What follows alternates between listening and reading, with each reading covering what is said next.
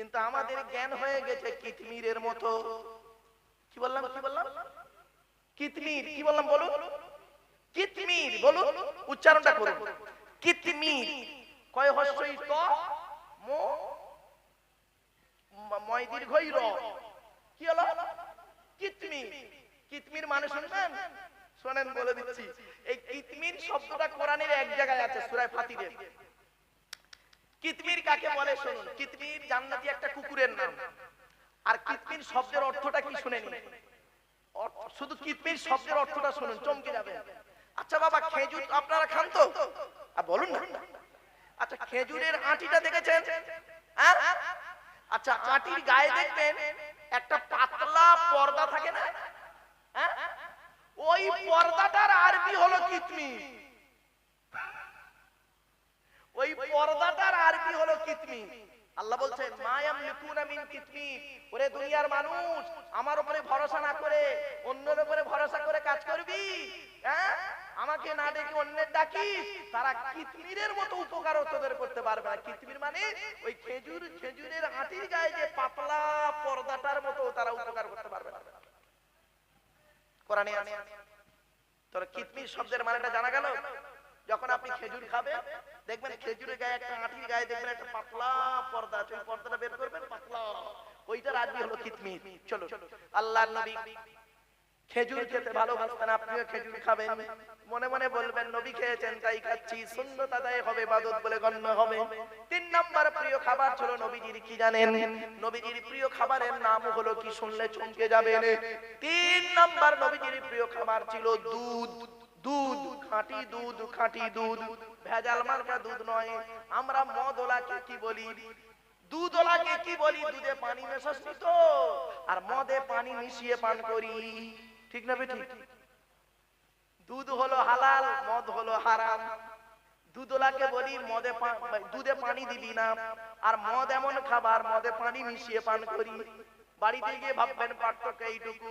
দুধওয়ালা লোকের বাড়ি বাড়ি যায়, দুধওয়ালা লোকের বাড়ি বাড়ি যায়, দুধ কিনে কেউ খেতে চায় না। আর মদওয়ালা বাড়ি বাড়ি যায় না, ক্যানিংয়ে দোকান দিয়ে বসে আছে। ও মোটর সাইকেলে তেল পুড়িয়ে মদ কিনে খেয়ে মারামারি করে হাজী সাহেবের বেটা বাসন্তী থানার জেলের মধ্যে চুপ মেরে লকাবে বসে আছে। বুঝতে পারছেন? হাজী সাহেব গেছে তারাবির নামাজ পড়ে ছেলেকে ছাড়ছে, আর দুধওয়ালা কোথায় গেছিল? ওর বাড়ি গেছিল, দুধ কিনে খায়। এইটাই পার্থক্য। চলো, নবীজির প্রিয় খাবারের নাম হলো দুধ। দুধ যখন খাঁটি দুধ, ভেজাল মার্কা নয় বাবা। দুধ যখন আপনি পান করবেন, মনে মনে বলবেন আমার রাসূল এটা খেয়েছেন তাই আমি খাচ্ছি, সুন্নাত আদায় হবে, ইবাদত বলে গণ্য হবে। বুঝলেন ইবাদত কাকে বলে? আগে শুনে নিন ইবাদতটা কাকে বলে। যতদিন বাঁচবেন এটা মনে রাখবেন, যে কাজের শুরু হবে আল্লাহর নাম, কার নামে? যে কাজের শুরু হবে আল্লাহর নাম, শেষ হবে আল্লাহর নাম। শেষ হবে কার নামে? তাহলে শুরু হবে কার নাম? শুরু হবে আল্লাহর নাম, শেষ হবে আল্লাহর নাম। নবীর তরিকায় কাজটা হবে, নবী যেভাবে কাজটা করেছেন সেইভাবে যদি কাজটা হয়, টোটাল কাজটা ইবাদত বলে গণ্য হবে। খাওয়াটা ইবাদত। খাওয়ার শুরু হবে আল্লাহর নাম, শেষ হবে আল্লাহর নাম। নবীর তরিকায় খেতে হবে। নবী কিভাবে খেয়েছেন শুনে নিন। নবী বলেছেন খাবার আগে দস্তরখানা বিছাবি, খাবার আগে হাতটা ধুয়ে নিবি, খাবার আগে দোয়া বলবি, খাবার আগে লবণ বা পানি গালে দিবি, খাবার 3 আঙ্গুলে খাবার তুলবি। নবী আমার 3 আঙ্গুলে খাবার তুলতেন, 5 আঙ্গুলে গালে দিতেন, ভালো করে চিবিয়ে হজম করে বের করতেন। এ চাচা নবী ভক্ত বেবাড়িতে দাওয়াত খেতে গেছে, 3 আঙ্গুলে মাল তোলে, 5 আঙ্গুলে গব গব গব গব গব গব করতেছে, ঠিক না বেটি? নবীজি বলেছেন খেতে খেতে যদি পানির পিপাসা পায়, ঢক ঢক করে পানি পান করবি না, 3 ঢোকে পানি পান করবি। পানি পান করার পরে কি বলবি? ওয়াসাকাহুম রাব্বুহুম শারাবান তাহুরা। খাওয়া যখন হয়ে যাবে আঙুলটাকে ভালো করে চাটবি, কেন আঙুলটাকে চাটবেন? কানাডার টরন্টো ইউনিভার্সিটি অ্যানাটমি বিভাগের প্রফেসর, বিখ্যাত পণ্ডিত বৈজ্ঞানিক, লোকটার নাম হলো উইলিয়াম হার্ভে। উনি বলছেন মুহাম্মদ সাল্লাল্লাহু আলাইহি ওয়াসাল্লাম আঙুল চাটতে কেন বললো? কোন মানুষ যদি খাবার শেষে আঙুল চাটে, মুখের মধ্যে যে লালাটা আছে ওই লালাটা যত বেরোবে তত হজমের উপকার হবে। ১৫০০ বছর আগে আমার নবীর সুন্নতকে আজকের কানাডার টরন্টো ইউনিভার্সিটি অ্যানাটমি বিভাগের প্রফেসর, বিখ্যাত পণ্ডিত বৈজ্ঞানিক উইলিয়াম হার্ভে গবেষণা করে বের করলো। ও বোকা মুসলমান এটাকে বাস্তবায়ন করলো না। আঙুল চাটলে নাকি ওদের খুব লজ্জা লাগে। ঠিক না? এরপরে নবীজি বলেছেন যে প্লেটে খাবি, খাওয়া হয়ে গেলে প্লেটটাকে ভালো করে চেটে খাবি, প্লেটটাকে ভালো করে চেটে খাবি। আল্লাহর নবীর স্ত্রী আম্মা জানা আয়েশা বলছেন ১০০০টা প্লেট যদি আমার সামনে দেওয়া হয়, আল্লাহর নবী যে প্লেটে খেয়েছেন ওই প্লেটটাকে আমি আগেই বুঝতে পারতাম, কারণ রাসূলুল্লাহর প্লেটটা অত্যন্ত পরিষ্কার থাকতো। আর তুমি একজন মলি সাহেব খাচ্ছো, নবীর সুন্নাত তোমার মধ্যে নেই, তোমার থেকে মানুষ শিখবে, তুমি আশা করলে? বাবা কথাটা শুনতে হয়তো খারাপ লাগছে, বাড়ি থেকে ভাববেন এই কথাগুলো, বাড়ি থেকে ভাববেন। চলো এরপরে খাওয়া যখন হয়ে যাবে তুমি আল্লাহর নাম নেবে। খাবার শুরুতে কি দোয়া বলবেন? আল্লাহুম্মা বারিক লানা ফিমা রাযাকতানা ওয়া কিনা আযাবান্নার, বিসমিল্লাহি ওয়া আলা বারাকাতিল্লাহ। খাবার শেষে কি বলবেন? আলহামদুলিল্লাহিল্লাযী আত'আমানা ওয়া সাকানা ওয়া জাআলানা মিনাল মুসলিমিন। নবী বলেছেন খাবার শুরু হবে আল্লাহর নাম, খাবার শেষ হবে আল্লাহর নাম। নবীর তরিকায় যখন খাবে, নবীজি যেভাবে খেয়েছেন সেইভাবে যদি তুমি খাও, যতক্ষণ তুমি বসে খাবে ততক্ষণ ইবাদত বলে গণ্য হবে। ঘুমানোটাও ইবাদত। কিরকম? ঘুমানোর শুরু হবে আল্লাহর নাম, ঘুম থেকে উঠবেন আল্লাহর নাম। নবীর তরিকায় ঘুমাতে হবে। নবীজি কিভাবে ঘুমাতে বলেছে শুনে নিন। নবীজি বলেছেন ঘুমানোর আগে বিছানাটা ভালো করে ঝেড়ে নিবি। নবীজি বলেছেন ঘুমানোর আগে লাইটটা অফ করে দিবি। ঘুমানোর আগে তুই বান্দা কি করবি? ওযু করে নিবি। ঘুমানোর আগে করবি কি? দোয়া বলবি। ঘুমানোর আগে দোয়া কি? আল্লাহুম্মা বিইসমিকা আমুতু আহিয়া। দোয়া বলবি। কেমন করে ঘুমাবি? ডান হাতটা ডান চোয়ালিতে রাখবি, ডান হাত ফিরে ঘুমাবি। ঘুম থেকে উঠে বলবি আলহামদুলিল্লাহিল্লাযী আহইয়ানা বাদা মা আমাতানা ওয়া ইলাইহিন নুশুর। ওগো আল্লাহ, মৃত্যুর পরে জীবন দান করেছো। ঘুমিয়েছিলাম, তুমি চাইলে ইচ্ছা করলে দেয়াল চাপা দিয়ে মেরে দিতে পারতে, ভূমিকম্পে মেরে দিতে পারতে, বন্যা দিয়ে শেষ করে দিতে পারতে। তুমি ভালোবাসো বলে আবার আমার স্ত্রী ছেলে মেয়ের মুখটা দেখার সুযোগ করে দিয়েছো। সকালবেলা ঘুম থেকে উঠে আল্লাহ তোমার সৌন্দর্যময় পৃথিবী দেখার সুযোগ করে দিলে, এই জন্য তোমার গুণগান গাইছি। নবী বললেন ঘুমানোর শুরু হবে আল্লাহর নাম, ঘুম থেকে উঠে নিবি আল্লাহর নাম। যতক্ষণ ঘুমাবি আমি মুহাম্মদ যেমন ভাবে ঘুমিয়েছি ওইভাবে তোরা ঘুমাবি। যতক্ষণ ঘুমাবি ইবাদত বলে গণ্য হয়ে যাবে। আর আপনি কিভাবে ঘুমান? বাড়ি থেকে ভাববেন এসব অসুবিধা হচ্ছে না বাবা? দেখতে দেখতে 12টা বেজে গেছে, এই 2.5 ঘন্টা বকে ফেলি, চান নয়, এবার বাড়ি যাবো। বাপেরা অনেকক্ষণ বকিয়েছি বাবা, আমার পরবর্তী বক্তা আসবে। আমার বাপেরা আপনাদেরকে অনুরোধ করে বলে যাচ্ছি, শুনে নিন। নবীর প্রিয় খাবার কয়েকটা বলে যাচ্ছি। 1 নাম্বার হলো পানি। কি বলুন বলুন বলুন? পানি। 2 নাম্বার হলো কি? দুধ, খেজুর। 3 নাম্বার হলো কি? দুধ। 4 নাম্বার হলো মধু। মধু মধু নবীজি স্বচ্ছ মধু পান করতে ভালোবাসতেন। কোরআনে মধুর জন্য একটা আয়াত নাযিল হয়েছে। শুধু তাই নয়, সূরাটির নাম হলো নাহাল। নাহাল মানে মৌমাছি। এই গোটা সূরাটার মধ্যে ব্যাপক আলোচনা আছে। কোরআনে আল্লাহ পাক বলেছেন, আমি বলিনি ওয়া আওহা রাব্বুকা ইলান নাহলি আনিত্তাকিযি মিনাল জিবালি বুয়ুতাও ওয়া মিনাশ শাজারি ওয়া মিম্মা ইয়ারিশুন সুম্মা কুলি মিন কুল্লিস সামারাত ফাসলুকি সুবুলা রাব্বিকি জুলুলা ইয়াখরুজু মিন বুতুনিহা শারাবুম মুখতালিফুন আলবানুহু ফীহি শিফাউল লিন্নাস।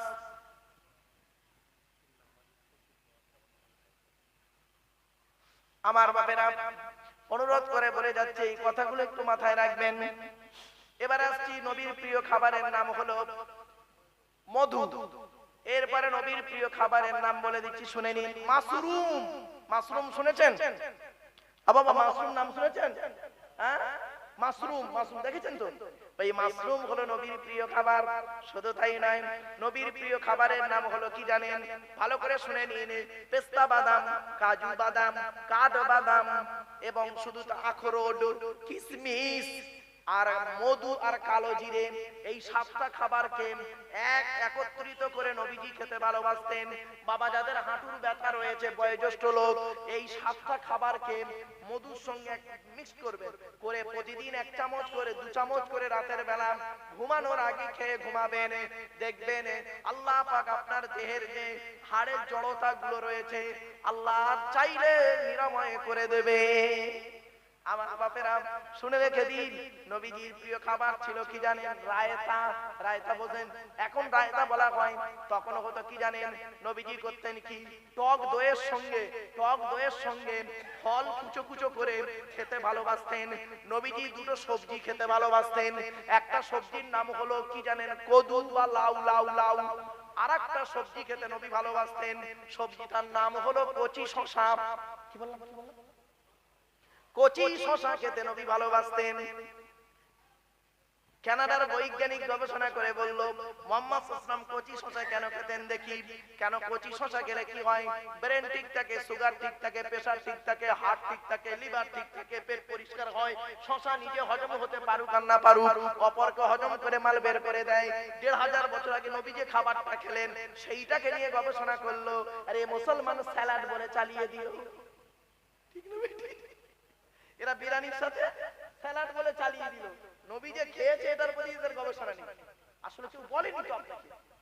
শুধু তাই নয়, আরো অসুবিধা হচ্ছে। আরেকটু এগিয়ে যাচ্ছে, শুনে নিন।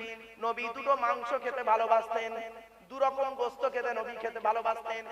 1 নাম্বার গোশতের নামটা হলো বকরির পাঁজরের মাংস। কি বলেন আপনারা? সিনার মাংস। সিনা বলেন নাকি?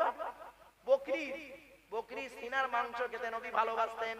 আর 2 নাম্বার নবীর প্রিয় মাংসটার নাম বলে যাচ্ছি, গোশতটার নাম বলে যাচ্ছি, মোরগের গোশত খেতে নবী ভালোবাসতেন। কার? মোরগের গোশত। আচ্ছা, মোরগ শব্দটা যখন এলো, এর পেছনে একটা ইতিহাস বলে যাচ্ছি। ইব্রাহিম নবী নাম শুনেছেন? তাড়াতাড়ি। ইব্রাহিম নবী একদিন আল্লাহকে বলছে, আল্লাহ আপনি কেমন করে মৃতকে জীবিত করেন? জীবিতকে মৃত করেন একটু দেখাবেন। আল্লাহ বলেন, ইব্রাহিম তুমি কি আমাকে বিশ্বাস করো না? ইব্রাহিম বলছে, হ্যাঁ বিশ্বাস করি, তবে চোখে দেখলে একটু মনটা খুশি হয়ে যায়। ওয়া ইয ক্বালা ইব্রাহিম রাব্বি আরিনি কাইফা তুহয়িল মাউতা ক্বালা ওয়া লাম তুমিন ক্বালা বালা ওয়ালাকিন লিয়াতমাইন্না কলবি। আল্লাহ বললেন, ক্বালা ফাকুয আরবাআতাম মিনাত তায়রি ফাসুরহুন্না ইলাইকা সুম্মা জাআল আলা কুল্লি জাবালিন মিনহুন্না জুযআ সুম্মা দুহুন্না ইয়াতিনাকা সাইয়া ওয়া আলাম আন্নাল্লাহা আজিজুন হাকীম। 3 নম্বর পারা, 3 নম্বর পৃষ্ঠার 1ম নাম্বার লাইন, সূরার নাম সূরা বাকারা। ইব্রাহিম নবী আল্লাহকে বলেছিলেন, আল্লাহ তুমি কেমন করে মৃতকে জীবিত করো? জীবিতকে মৃত করে একটু দেখাবেন। আল্লাহ বললেন, ইব্রাহিম তুমি আমাকে বিশ্বাস করো না? ইব্রাহিম নবী বলেছিলেন, হ্যাঁ বিশ্বাস করি, অন্তরটা একটু মজবুত হওয়ার জন্য বলছি। আল্লাহ বললেন, ঠিক আছে 4টে পাখি নাও। কথা বলুন না একটু। 4টে পাখি নাও। ইব্রাহিম নবী 4টে পাখি নিলেন। সে পাখিগুলোর মধ্যে কে কে ছিল শুনুন। ময়ূর, কাক, মোরগ আর কবুতর মানে পায়রা। ক্লিয়ার? 4টে প্রাণীকে নিয়ে আল্লাহ পাক বললেন, ইব্রাহিম ওই 4টে প্রাণীকে জবে করো। তো 4টে প্রাণীকে জবে করেছে। ওই যে কল্লাগুলো কাছে রেখে দাও, 4টে কল্লা মাথা। আর 4টে প্রাণীকে ভালো করে মিক্স করো, মানে কুচো কুচো করে মিক্স করো, একদম পুরো পাইল করে দাও। 4টে ভাগ করো আর 4টে পাহাড়ের উপরে রেখে চলে এসো। আর এখান থেকে তুমি ডাকো, এই প্রাণীরা তোমরা আল্লাহর হুকুমে চলে এসো।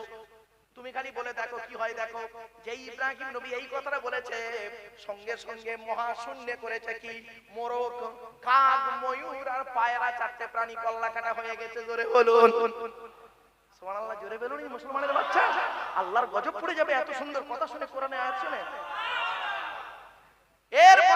সঙ্গে সঙ্গে ওই কল্লা কাটা প্রাণীগুলো ইব্রাহিম নবীর পায়ের কাছে এসে খালি লটকাচ্ছে। এবার ইব্রাহিম নবী বলছে আল্লাহ কি করব? বলে ইব্রাহিম নবী তুমি কি করবে? প্রত্যেকের কল্লা তার দেহের সঙ্গে লাগিয়ে বলো আল্লাহর হুকুমে তুমি লেগে যাও। যেই সঙ্গে সঙ্গে ময়ূরের কল্লা ময়ূরের সঙ্গে লেগে গেল, কাকের কল্লা কাকের সঙ্গে লেগে গেল, আর পায়রার কল্লা পায়রার সঙ্গে লেগে গেল, আর ময়ূরের এই কবুতরের এই মোরকের কল্লা মোরকের সঙ্গে লেগে গেল। জোরে বলুন। সঙ্গে সঙ্গে ইব্রাহিম খলিলুল্লাহ আল্লাহর কাছে রোনাজারি করে বললেন আল্লাহ আমি বুঝতে পেরেছি কেমন করে জীবিতকে মৃত করেন, মৃতকে জীবিত করেন। কি বুঝলেন? তো যাই হোক বাবা, আল্লাহর নবী তাই বলেছেন লা তাসুবুদ্দিকা, তোমরা মোরককে গালি দিও না, ফা ইন্নাহু ইউকিজুলিস সালাহ, মোরক তোমাদের নামাজের জন্য ফজরের সময় বাগ দিয়ে ডেকে দেয়। কি বুঝলেন আমার বাপেরা? এবারে আসছি, নবীজি দুটো ফল খেতে ভালোবাসতেন। কটা কটা? দুটো ফল খেতে ভালোবাসতেন। আপনি ফলগুলো যখন খাবেন মনে মনে বলবেন আমার নবী খেয়েছেন তাই খাচ্ছি।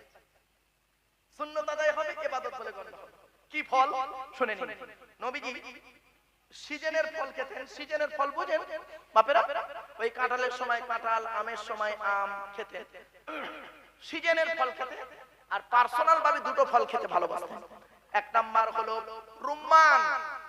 রুম্মান মানে বেদানা, ডালিম। ডালিম বেদানা বলেন তো বাপ? হ্যাঁ, ওই ডালিম খেতে ভালোবাসতেন নবীজি। দুই নাম্বার হলো কি জানেন? দুই নাম্বার ফলটার নাম হলো বাতিকুল আহমার, অর্থাৎ তরমুজ খেতে নবী ভালোবাসতেন। হয়েছে? নবীজি শুনে রেখে দিন, দুটো জিনিস খুব ভালোবাসতেন। একটা হলো খুশবু, আর একটা হলো নামাজ। নবীজির মনটা যখন খারাপ হতো নবীজি কাউকে কিচ্ছু বলতেন না, সোজা ওযু করে নামাজে দাঁড়িয়ে যেতেন। আর নামাজ পড়ার পর রাসূলুল্লাহর মনটা একদম ভালো হয়ে যেত। আরে আল্লাহর নবী যদি এই আমল করতে পারে আপনি তার উম্মত হয়ে কেন করবেন না? আপনি তো এশার নামাজই পড়েননি বাবা। 5 ওয়াক্ত নামাজ কারোর জন্য মাপ নেই, বিশেষ ব্যক্তি বিশেষ কারণ ছাড়া। এজন্য অনুরোধ করে আপনাদের বলছি বাপ, দেখতে দেখতে অনেকক্ষণ বলে ফেললাম বাবা।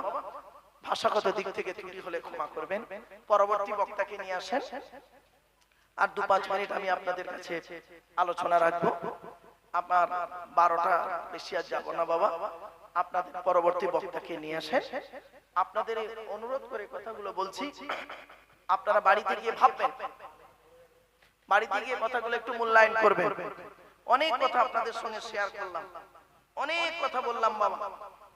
বাড়িতে গিয়ে একটু মূল্যায়ন করবেন যে লোকটা কি জন্য কথাগুলো বললেন, কি কারণে বললেন, কি কারণে বললেন। বাপেরা, কোরআন হাদিস ইজমা কিয়াস মোতাবেক যদি আপনি চলতে পারেন তাহলে আপনার ইহকাল শান্তি, পরকালে জান্নাত। তাই আপনাদেরকে বলে যাচ্ছি আল্লাহর পরিচয় হলো 4টে, নবীদের পরিচয় হলো 3টে, আর আমাদের পরিচয় হলো মাত্র 2টো। কি কি? আল্লাহ বলছেন ওমাই ইউমিন বিল্লাহি ওয়া ইয়ামাল সলিহাত। আল্লাহ পাক কোরআনে বললেন যে ব্যক্তি 100% ঈমান আনবে ওয়া ইয়ামাল সলিহাত, ভালো ভালো কাজগুলো করবে। তো আমার বাপেরা, আল্লাহকে 100% বিশ্বাস করুন। চলার জীবনে সবকিছুই আপনার হবে আল্লাহর উপরে নির্ভর। আল্লাহ বললেন ইজা আযামতা ফাতাওয়াক্কাল আলাল্লাহ, বান্দা তুই যখন কোনো কাজ করতে যাবি পৃথিবীর কোনো ব্যক্তি বস্তুর উপরে ভরসা করে কাজে নামবি না, একমাত্র আল্লাহর উপরে ভরসা করে কাজে নামবি। আর যে ব্যক্তি আল্লাহর উপরে ভরসা করে কাজে নামে আমি আল্লাহ তাদের অত্যন্ত ভালোবাসি। জোরে বলুন সুবহানাল্লাহ। আল্লাহ বললেন কুল ইন্না সালাতি ওয়া নুসুকি, আল্লাহ বললেন নবী তুমি বলো কুল ইন্না সালাতি, নবী বলে দাও ইন্না সালাতি, নিশ্চয়ই আমার নামাজ, ওয়া নুসুকি আমার কুরবানি, ওয়া মাহইয়ায়া আমার হায়াত, ওয়া মামাতি আমার মৃত্যু পৃথিবীর কোন ব্যক্তি বস্তুর জন্য নয়, একমাত্র আল্লাহ তোমার জন্য উৎসর্গ। এইজন্য বাপেদের বলি জীবনের সব কিছুকে উজাড় করবেন একমাত্র আল্লাহর কাছে। আল্লাহর কাছে আপনার যা বলার আপনি আল্লাহকে বলুন, আল্লাহকে বলুন। সাজদায় গিয়ে সালাতুল হাজাতের নামাজ পড়েন। সালাতুল হাজাত অনেকে তো নামই শোনেননি মনে হয়, খালি ফজর, জোহর, আসর, মাগরিব, এশা পড়েছেন। সালাতুল হাজাত বাপেরা সালাতুল হাজাতের নামাজ পড়বেন, সালাতুল হাজাত যা প্রয়োজন দ্বিতীয় রাকাতে দ্বিতীয় সাজদায় গিয়ে আপনি সুবহান রাব্বিয়াল আলা তিনবার বলার পর তারপরে আপনি আপনার মনের কথাগুলো আল্লাহকে বলবেন। মনে রাখবেন আল্লাহ আপনার মনের আশা আকাঙ্ক্ষা পূরণ করবে। তাই আপনাদের বলি আল্লাহর কোরআন, নবীর হাদিস, ইজমা কিয়াস মোতাবেক চলাফেরা করুন। মনে রাখবেন আল্লাহর ওলিদেরকে ভক্তি শ্রদ্ধা সম্মান করবেন। কোনদিন আল্লাহর ওলিদেরকে আসহাবে কিরামদের সাথে কোনদিন খারাপ আচরণ করবেন না। আল্লাহর হাক্কানি আলেমদের সঙ্গে কোনদিন খারাপ আচরণ করবেন না। এই অনুরোধ আমি আপনাদের কাছে করে যাচ্ছি। বাবা এই জীবন একটা জীবন নয়, কয়েকদিন পরে আপনাকে কবরে ঢুকতে হবে। মনে রাখবেন যেদিন আপনি অন্ধকার নীরব নগরে যাবেন সেই দিন আপনি কি জবাব দেবেন? কবর চারটা কথা বলে। এক নাম্বার কবর বলে আমি কবর দরজা জানালা ছাড়া ঘর। দুই নাম্বার কবর বলে আমি কবর সাপ বিছে পোকামাকড়ের ঘর। তিন নাম্বার কবর বলে আমি কবর আমি কাউকে চিনি না তার আমল ছাড়া। চার নাম্বার কবর বলে আমি কবর আমার উপরে লাইটিং করতে গেলে আলোকিত করতে গেলে টাকার প্রয়োজন হয়, আমার ভেতরে লাইটিং করতে গেলে নেক আমলের প্রয়োজন হয়। তাই আমার বাপেদের বলে যাচ্ছি আপনারা আপনাদের বাড়ি ঘরগুলোকে পাথর বসিয়েছেন, লাইটিং করেছেন, হ্যালোজিন লাগিয়েছেন, ফুল দিয়ে সাজিয়েছেন, এটা কয়েকদিনের জন্য। কিন্তু আপনি কি একবার ভেবেছেন যে ঘরটায় আপনি চিরস্থায়ী থাকবেন কিয়ামত পর্যন্ত? ওই ঘরটাকে আপনি একটু সুন্দর করে গুছান না? ওই ঘরটায় আপনি একটু লাইটিং করুন না? ওই ঘরটা একটু পাথর বসান না? ওই ঘরটার দেয়ালটাকে একটু সুন্দর করে পরিষ্কার করুন না? তবে ওই ঘরটা পরিষ্কার করতে গেলে, ওই ঘরটা আলোকিত করতে গেলে আমি বস্তু লাইটিং এর কথা বলিনি, আমি বস্তু পাথরের কথা বলিনি। আল্লাহর নবী বলেছেন কোন ব্যক্তি যদি রাতের বেলা ঘুমানোর আগে ওযু করে সূরা মুলক তেলাওয়াত করে, তাবারাকাল্লাযী বিয়াদিহিল মুলকু ওয়া হুয়া আলা কুল্লি শাইইন কাদির, এই সূরাটি যদি কেউ তেলাওয়াত করে ওই ব্যক্তি মারা যাওয়ার সাথে সাথে আল্লাহ পাক তার কবরটাকে আলোয় আলোকিত করে দেয়। জোরে বলুন সুবহানাল্লাহ। তো আমার বাপেরা এতক্ষণ আপনাদের কাছে বিভিন্ন দিক নিয়ে অনেক কথা বললাম। ভাষাগত দিক থেকে ত্রুটি হলে ক্ষমা করবেন। আমার পরবর্তী বক্তা তিনি আসছেন, একবার তাকবীর দেন, নারায়ে তাকবীর, নারায়ে তাকবীর। আমার বাপেরা এতক্ষণ কথা বললাম, ভাষাগত দিক থেকে ত্রুটি হলে ক্ষমা করবেন। সামনে একটা লাল কাপড় জড়ানো হাঁড়ি আছে, বিরিয়ানি সেন্ট নাকে এসছে, এইটা বেশি আনন্দ না হোটেলের ভিতরে ঢুকে এক প্লেট বিরিয়ানি খাওয়াটা আনন্দ? খাওয়াটা আনন্দ। এটা যত সহজে বুঝলেন। আমি আব্দুল্লাহ গিল মারুফ কোরআন পড়ে আয়াতের মানে করছি, এটা বেশি আনন্দ না নিজে কোরআন পড়তে পারবেন এটা বেশি আনন্দ? তা কেন পড়তে পারেননি আপনি 33 বছরে? কেন বলি সাহেবরা বলেনি 33 বছরে? কত সময় লাগবে তোমাদের? এই দেখবেন একটা ঈমানি পরীক্ষা হবে, কিছুক্ষণ পর আমি পরীক্ষাটা নেব। দেখি একবার দরুদ শরীফ আল্লাহুম্মা।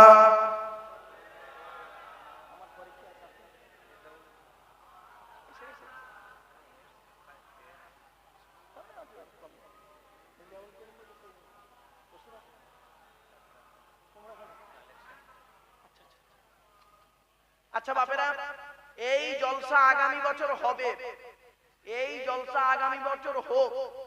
আপনারা কে কে চান দয়া করে হাত তুলুন তো দেখি, দয়া করে হাত তুলুন, না লজ্জা করবেন না কেউ। বাহ আলহামদুলিল্লাহ, নামান। তাহলে এই জলসা আগামী বছর হোক আপনারা চান, তাই তো? হ্যাঁ আরে ভাই বলুন না। হ্যাঁ বাহ বাহ। আচ্ছা এবার বলুন দেখি বাপের বেটা কেমন? আগামী বছর জলসার আগের দিন পর্যন্ত কোরআন শরীফ পড়া শিখে নেবে কে কে? হাত তুলুন তো দেখি। এই হলো মুসলমানের বাচ্চারা, এরা জলসা দেবে, কোরআন শরীফ পড়া শিখবে না। তা আল্লাহ এদের ভূমিকম্পে ঢুকিয়ে দেবে না, তা কি করবে? আল্লাহ তোদের মারবে না, তা কি করবে? জলসা দেওয়ার জন্য হাত তুললে আর কোরআন শরীফ পড়াটা আলেমদের কাছে বসে শিখে নেবে, এটা হাত তুলল। আল্লাহ এখানেই তোমাদের পরীক্ষা করে হয়ে গেল। আমি বলেছিলাম না একটু আগে একটা ঈমানি পরীক্ষা নেব, দেখলেন এরা জলসা দেবে, কোরআন শরীফ পড়া শিখতে মাত্র 2 মাস সময় লাগে, 8 ঘন্টা করে ডেলি পড়লে। এই মহাশয় আছে, এই মহাশয় আছে, আরো আপনাদের এলাকায় অনেক আলেম ওলামা আছে, তাদের কাছে পড়ে শিখে নেবেন। লজ্জার বিষয়। হ্যাঁ তোমরা জলসা দেবে, কোরআন শরীফ পড়া শিখবে না। এখানেই বুঝে নিয়েছি বাবা তোমাদের স্তর কতটা উচ্চ মানে। খারাপ ভেবো না বাবা, বাস্তবটাই বললাম, বুঝলেন? আমাকে ভুল বুঝবেন না বাবা, জলসা করাটা বড় জিনিস নয়। এই যে এসে আল্লাহ পাক আনিয়েছেন, আমার মনিরুল ভাই ও তো মানে ফোন করে করে আমাকে পেরেশান করে মেরেছে। আপনাদের কি হয় জানি না, এই এলাকারই ছেলে, আপনাদের কি হয় না? মনিরুল ভাই ওই বাসন্তীর ওপারে বাড়ি। হ্যাঁ যাই হোক, এখানে ওই যে ভাই ছিলেন ওর কি হয় বলে, যাই হোক। তো আমার বাবা অনুরোধ করে বলে যাচ্ছি আপনাদের, আপনারা কোরআন পড়ুন। এই কোরআনের ভিতরে সব আছে। কোরআনের বাংলা অর্থ বের হয়ে গেছে, আপনি কোরআনের বাংলা মানেটা পড়ুন না, দেখবেন অনেক কিছু শিখতে পারবেন, জানতে পারবেন, বুঝতে পারবেন। আপনি হয়তো আলেমদের মতো জানতে পারবেন না, আপনি কিছু তো জানতে পারবেন। ফরজ গোসল, আচ্ছা ছোট্ট কয়েকটা উদাহরণ দিচ্ছি। গরু হলো 4 পায়ে, শুকর হলো 4 পায়ে। মুসলমান গরুর গোশত খায়, শুকরের গোশত খায় না কেন? আপনি বলবেন কোরআনে লেখা আছে হারাম। আরে হারাম কেন? কেন শুকরটা হারাম? ওই কেনর উত্তরটা খুঁজে বের করুন। মদ আর মধু, মদ আর মধু কোনটার দাম বেশি? মধুর দাম বেশি। বাংলা মালের কথা বলছি আমি, ইংলিশ মালের কথা বলছি। বাংলা মালের কথা বলিনি, ইংলিশ মাল। Whisky, Kingfisher, McDonald, black, wine, রিডমিল, ব্লক, ড্রাইং। সে মদের নাম বললাম রে বাপ, যারা খায় তারা বুঝতে পারছে। সেদিন এরকম মদের নাম বলছে, একটা বুড়ো অপর বুড়োকে বলছে, দেখছি দেখছি হুজুর কিরকম কোরআনের আয়াত বলছে। লাউটা বাপের মদ আর মধু কোনটার দাম বেশি? মদের দাম বেশি, মধুর দাম কম। মধুটা হালাল কেন, মদটা হারাম কেন? কেন মদ হারাম কোরআনে আছে? কেন উত্তরটা খুঁজুন, কেন উত্তরটা? আপনি গালে দাঁড়িয়ে রেখেছেন কেন? কেন গালে দাঁড়িয়ে রেখেছেন? কারণটা কি? মাথায় টুপি দিয়েছেন কেন? কারণটা কি? একটু খুঁজে বের করুন। শুধু তাই নয়, আপনি পেচ্ছাপ ফেলেন এক জায়গা থেকে, পায়খানা ফেলেন আর এক জায়গা থেকে, ওই জায়গাটাই 3 বার না ধুয়ে কোরআনে কেন বলা হলো? কোরআনে কেন বলা হলো ওযু করতে গেলে মুখ ধুতে হবে, হাত ধুতে হবে, পা ধুতে হবে? এর সঙ্গে কিসের সম্পর্ক? কোনদিন ভাবেননি? এই প্রশ্ন কোনদিন আসেনি আপনাদের মাথায়? চলুন, মানব দেহের মধ্যে একটা 3টে জিনিস আলাদা। কি কি? 1 নাম্বার হলো ব্লাড। ব্লাডের কটা গ্রুপ আছে জানেন? 4টে গ্রুপ। কটা বাবা? 4টে গ্রুপ। কি কি? A B, A B I C নয়, জানেন না, খালি সি সি করতেছে। এ বি, এ বি আর ও, প্রত্যেকটার মাইনাস প্লাস। একটা হিন্দুর রক্তের ভিতরে 3টে জিনিস পাওয়া যায়, লোহিত কণিকা, শ্বেত কণিকা, অনুচক্রিকা। As a same no difference.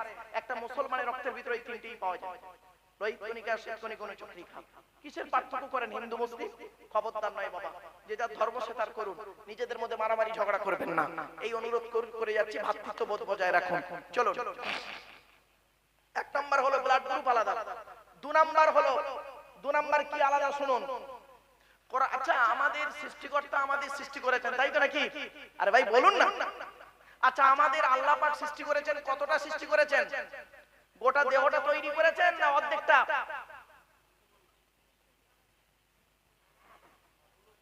যা, পায়ের নখ থেকে নিয়ে মাথার চুল পর্যন্ত, তাই তো নাকি? আরে ভাই বলুন না, একটু কথা বলুন না আপনারা।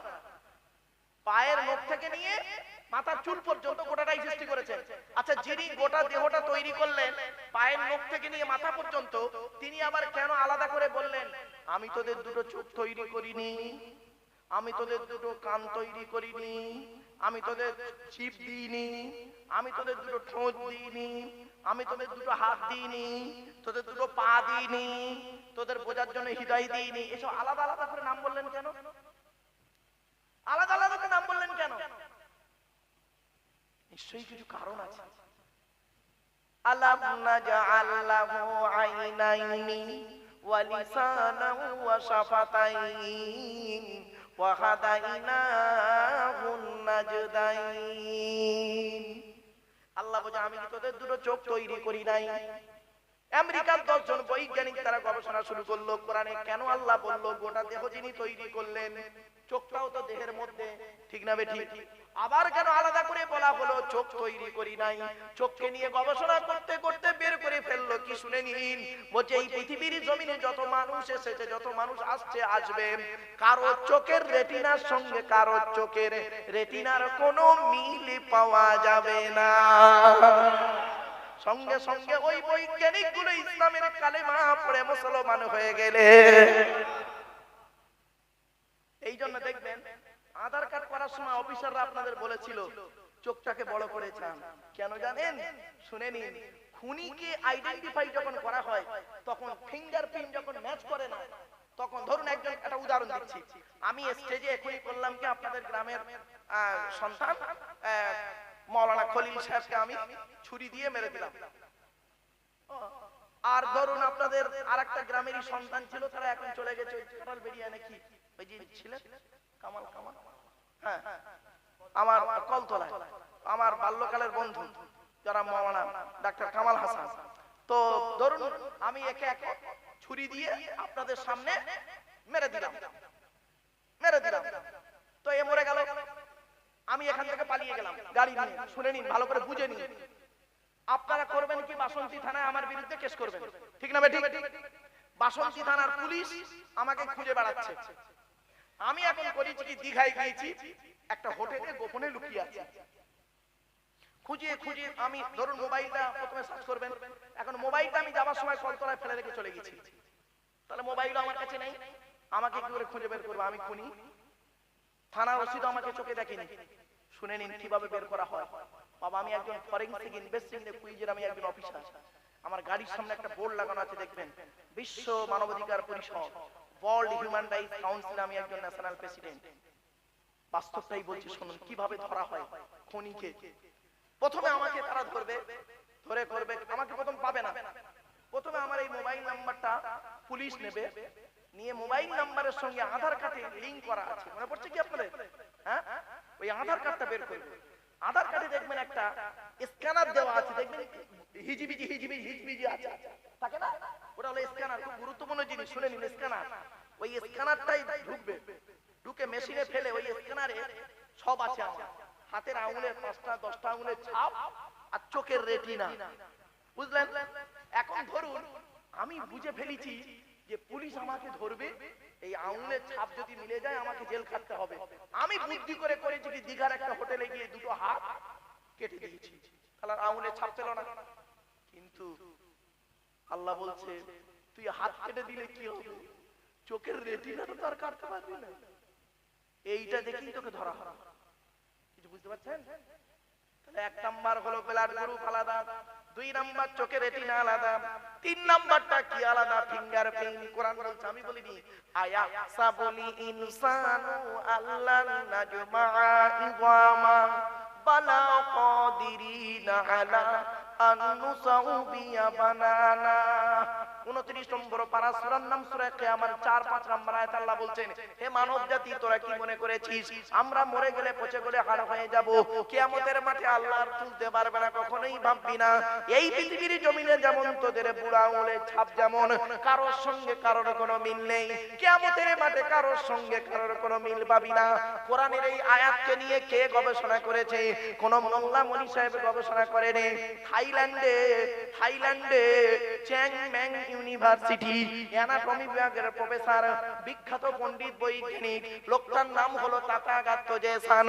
উনি একজন খ্রিস্টান, হিন্দু নন, মুসলমান নন, উনি একজন খ্রিস্টান। উনি বললেন কোরআনে ভুল আছে। বলে কি ভুল? বললো কোরআনে লেখা আছে বুড়া আঙুলের ছাপ নাকি কারোর সঙ্গে কারোর কোনো মিল নেই।